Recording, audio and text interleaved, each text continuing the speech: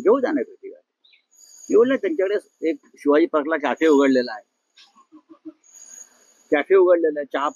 चहा पाण्याचे कार्यक्रम, पान सुपारीचे कार्यक्रम होतात आणि वेगळ्या वेगळ्या विषयांवर होतात.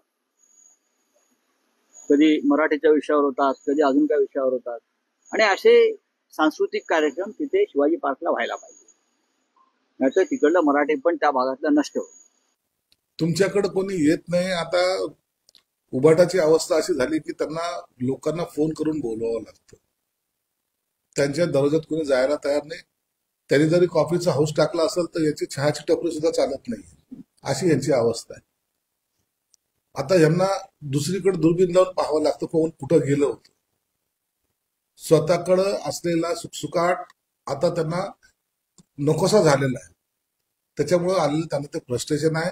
परंतु काही झालं तर एक राज ठाकरे, ज्याची सत्ता नाही, ज्याचे आमदार नाही, ज्याचे खासदार नाही, तरी लाखोची सभा घेण्याची ताकद ठेवतोय, याच्यापासून काहीतरी बोध या उभाटाच्या लोकांनी घेतला पाहिजे.